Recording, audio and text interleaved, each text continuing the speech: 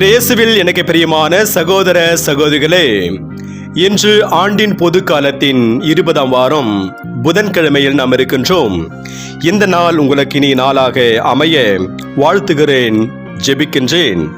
இந்த இறைவார்த்தை சிந்தனைகளுக்கு நாம் கவனமுடன் செவி கொடுப்போம். இறைவாக்கினர் எசேக்கியேல் நூலிலிருந்து வாசகம். அதிகாரம் 34. இறை வார்த்தைகள் 1-11 முடிய. அந்நாள்களில் ஆண்டவரின் வாக்கு எனக்கு அருளப்பட்டது. மானிடா, இஸ்ரேலின் ஆயர்களுக்கு எதிராக இறைவாக்கு உரை. அவர்களுக்கு இறைவாக்கு உரைத்து சொல். தலைவராகிய ஆண்டவர் கூறுவது இதுவே: தாங்களே மேய்ந்து கொள்ளும் இஸ்ரேலின் ஆயர்களுக்கு ஐயோ கேடு. ஆயர்கள் மந்தையை அன்றோ மேய்க்க வேண்டும்.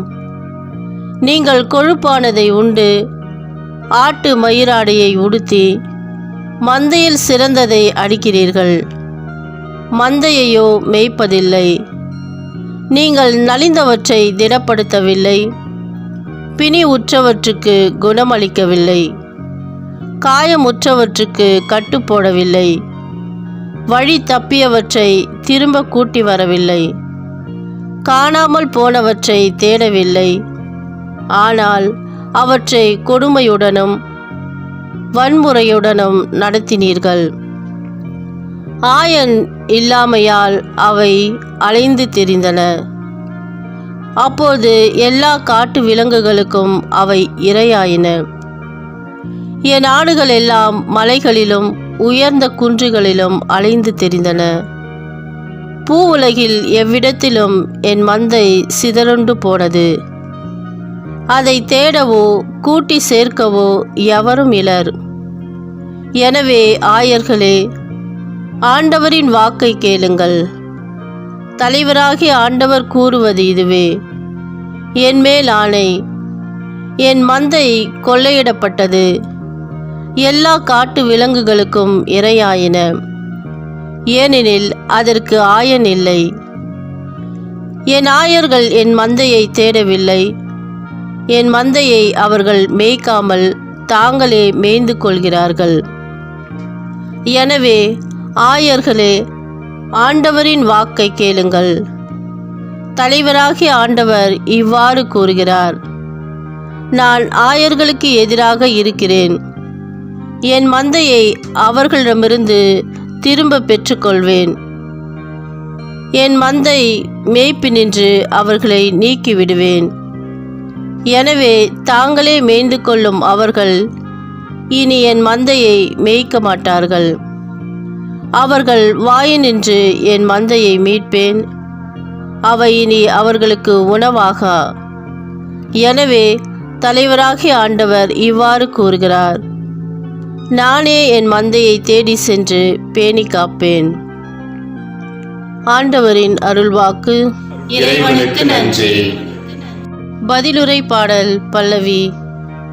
ஆண்டவரே என் ஆயர், எனக்கேதும் குறையில்லை. ஆண்டவரே என் ஆயர், எனக்கேதும் குறையில்லை. பசும் புல் வெளி மீது என்னை அவர் இளைப்பாற செய்வார். அமைதியான நீர்நிலைகளுக்கு என்னை அழைத்துச் செல்வார். அவர் எனக்கு புத்துயிர் அளிப்பார். பல்லவி. ஆண்டவரே என் ஆயர், எனக்கேதும் குறையில்லை. தம் பெயருக்கேற்ப என்னை நீதி வழி நடத்துவார்.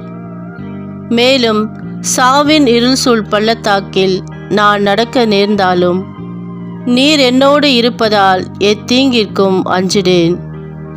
உம் கோலும் நெடுங்கழியும் என்னை தேற்றும். பல்லவி. ஆண்டவரே என் ஆயர், எனக்கேதும் குறையில்லை. என்னுடைய எதிரிகளின் கண் முன்னே எனக்கு ஒரு விருந்தினை ஏற்பாடு செய்கின்றேன். என் தலையில் நறுமண தைலம் பூசுகின்றேன். எனது பாத்திரம் நிரம்பி வழிகின்றது. பல்லவி. ஆண்டவரே என் ஆயர், எனக்கேதும் குறையில்லை. உண்மையாகவே என் வாழ்நாள் எல்லாம் உம் அருள் நலமும் பேரன்பும் என்னை புடை சூழ்ந்து வரும். நானும் ஆண்டவரின் இல்லத்தில் நெடுநாள் வாழ்ந்திருப்பேன். பல்லவி. ஆண்டவரே என் ஆயர், எனக்கேதும் குறையில்லை. அல்லேலூயா, அல்லேலூயா. கடவுளுடைய வார்த்தை உயிருள்ளது, ஆற்றல் வாய்ந்தது. உள்ளத்தின் சிந்தனைகளையும் நோக்கங்களையும் சீர்தூக்கி பார்க்கிறது. அல்லேலூயா.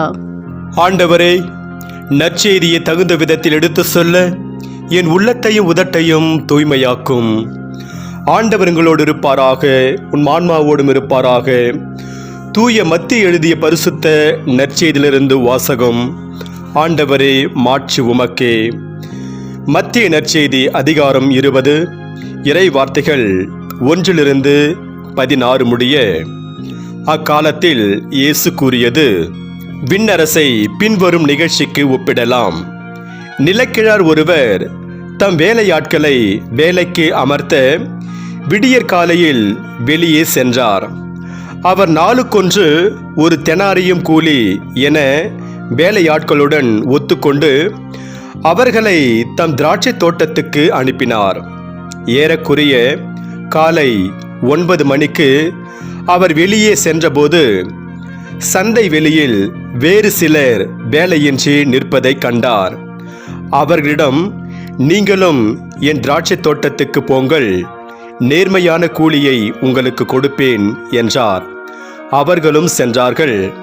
மீண்டும் ஏறக்குறைய 12 மணிக்கும் பிற்பகல் 3 மணிக்கும் வெளியே சென்று அப்படியே செய்தார். ஏறக்குறைய 5 மணிக்கும் வெளியே சென்று வேறு சிலர் நிற்பதை கண்டார். அவர்களிடம், நாள் முழுவதும் வேலை செய்யாமல் ஏன் இங்கே நின்று கொண்டிருக்கிறீர்கள் என்று கேட்டார். அவர்கள் அவரை பார்த்து, எங்களை எவரும் வேலைக்கு அமர்த்தவில்லை என்றார்கள். அவர் அவர்களிடம், நீங்களும் என் திராட்சை தோட்டத்துக்கு போங்கள் என்றார். மாலையானதும் திராட்சை தோட்ட உரிமையாளர் தம் மேற்பார்வையாளரிடம் வேலையாட்களை அழைத்து, கடைசியில் வந்தவர் தொடங்கி முதலில் வந்தவர் வரை அவர்களுக்குரிய கூலி கொடும் என்றார். எனவே 5 மணி அளவில் வந்தவர்கள் ஒரு தெனாரியும் வீதம் பெற்றுக்கொண்டனர். அப்போது முதலில் வந்தவர்கள் தங்களுக்கு மிகுதியாக கிடைக்கும் என்று எண்ணினார்கள். ஆனால் அவர்களும் ஒரு தெனாரியும் வீதம்தான் பெற்றார்கள். அவர்கள் அதை பெற்றுக்கொண்டபோது அந்நிலக்கிழாருக்கு எதிராக முணுமுணுத்து, கடைசியில் வந்த இவர்கள் 1 மணி நேரமே வேலை செய்தார்கள். பகல் முழுவதும் வேலை பலுவையும் கடும் வெயிலையும் தாங்கிய எங்களோடு இவர்களையும் இணையாக்கிவிட்டீரே என்றார்கள். அவரோ அவர்களுள் ஒருவரை பார்த்து, தோழரே, நான் உமக்கு அநியாயம் செய்யவில்லை. நீர் என்னிடம் ஒரு தெனாரியும் கூலிக்கு ஒத்துக்கொள்ளவில்லையா? உமக்குரியதை பெற்றுக்கொண்டு போய்விடும். உமக்கு கொடுத்தபடியே கடைசியில் வந்த இவருக்கும் கொடுப்பது என் விருப்பம். எனக்குரியதை நான் என் விருப்பப்படி கொடுக்க கூடாதா? அல்லது நான் நல்லவனாய் இருப்பதால் உமக்கு பொறாமையா என்றார். இவ்வாறு கடைசியானோர் முதன்மையாவர், முதன்மையானோர் கடைசியாவர். ஆண்டவரின் அருள்வாக்கு. கிறிஸ்துவே உமக்கு புகழ்.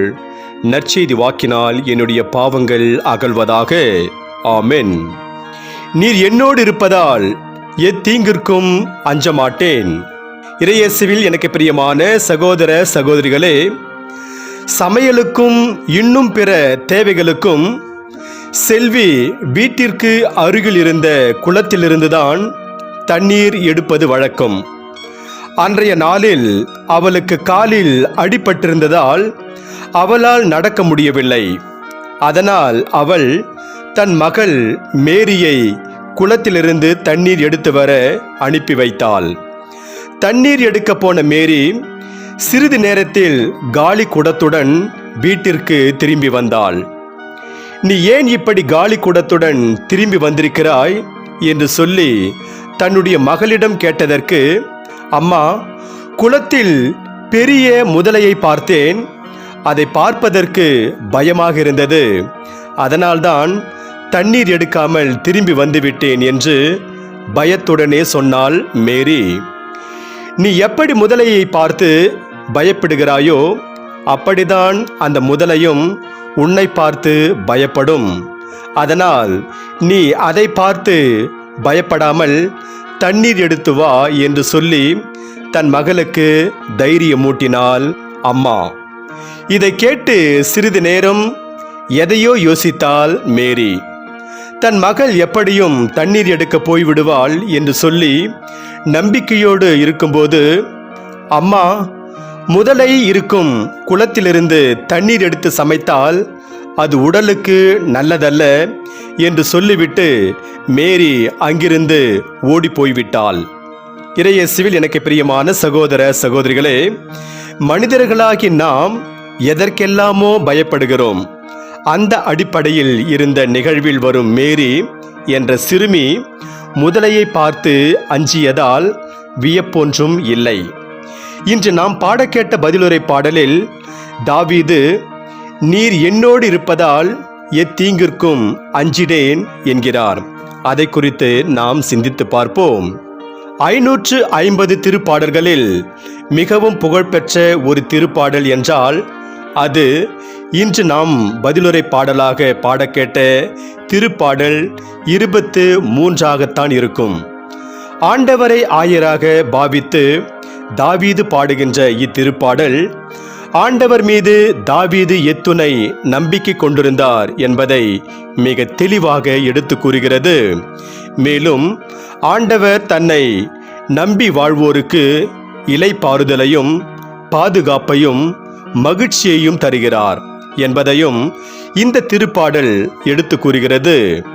நீர் என்னோடு இருப்பதால் எத்தீங்கிற்கும் அஞ்சிடேன் என்று தாவீது சொல்லும் வார்த்தைகள் ஆண்டவரை தன் ஆயராக கொண்டிருப்பவர் எதற்கும் அஞ்சிட தேவையில்லை என்ற உண்மையை நமக்கு உணர்த்துகிறது.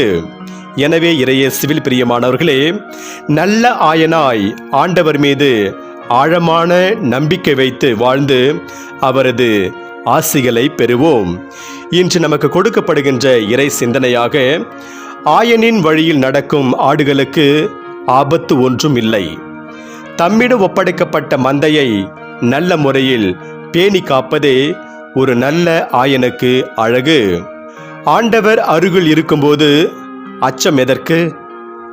இன்று நமக்கு கொடுக்கப்படுகின்ற இறை வார்த்தையாக, அஞ்சாதே, நான் உன்னுடன் இருக்கிறேன் என்று எசாயா புத்தகத்தில் 41 அதிகாரம் 10 ஆண்டவர் கூறுகிறார்.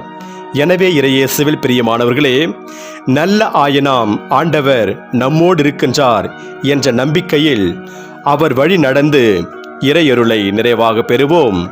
இறைவன் உங்கள் அனைவரையும் நிறைவாக ஆசீர்வதிப்பாராக. ஆமென்.